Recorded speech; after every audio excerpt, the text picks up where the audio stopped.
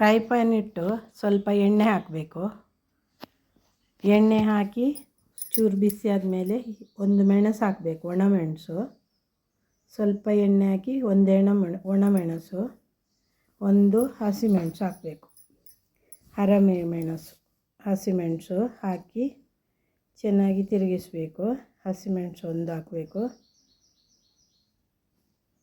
ಚೂರು ತಿರುಗಿಸಬೇಕು. ಆಮೇಲೆ ಸ್ವಲ್ಪ ಬೆಳ್ಳುಳ್ಳಿ ಹಾಕಬೇಕು, ಕಟ್ ಮಾಡಿ ಇಟ್ಕೊಂಡಿರೋ ಬೆಳ್ಳುಳ್ಳಿ ಸ್ವಲ್ಪ ಫ್ರೈ ಮಾಡಬೇಕು, ತಿರುಗಿಸಬೇಕು. ಆಮೇಲೆ ಸ್ವಲ್ಪ ಜೀರಾ ಹಾಕಬೇಕು. ಜೀರಿಗೆ ಸ್ವಲ್ಪ ಚಾಪ್ಡ್ ಮಸಾಲ, ಅಂದರೆ ಇದು ಬಾಜಿ ಕಟ್ ಮಾಡಿ ತರಕಾರಿ ಎಲ್ಲ ಕಟ್ ಮಾಡಿ ಇಟ್ಕೊಂಡು ಬೇಯಿಸಿಟ್ಕೊಂಡಿರಬೇಕು, ಸಣ್ಣ ಕಟ್ ಮಾಡಿ ಅದನ್ನು ಸ್ವಲ್ಪ ಹಾಕಿ ಸ್ವಲ್ಪ ನೀರು ಹಾಕಿ ಫ್ರೈ ಮಾಡಬೇಕು. ಆಮೇಲೆ ಸ್ವಲ್ಪ ಹಲ್ದಿ ಪೌಡ್ರು, ಸ್ವಲ್ಪ ಮೆಣಸಿನ ಪೌಡ್ರ್ ಹಾಕಬೇಕು. ಸ್ವಲ್ಪ ಹಲ್ದಿ ಪೌಡ್ರು, ಸ್ವಲ್ಪ ಮೆಣಸಿನ ಪೌಡ್ರ್ ಹಾಕಿ ಫ್ರೈ ಮಾಡಬೇಕು. ಆಮೇಲೆ ಬೇಯಿಸಿಟ್ಟಿರುವ ತೊಗರಿಬೇಳೆ ಬೇಯಿಸಿಟ್ಟಿರೋದು ಸರಿ ಬೇಯಿಸಿಟ್ಟಿರಬೇಕು, ಅದನ್ನು ಹಾಕಿ ಸ್ವಲ್ಪ ನೀರು ಹಾಕಿ ಫ್ರೈ ಮಾಡಬೇಕು.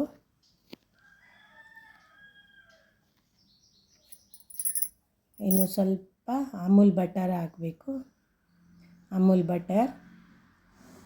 ಆಮೇಲೆ ಸ್ವಲ್ಪ ತುಪ್ಪ, ಒಂದು ಚಮಚ ತುಪ್ಪ.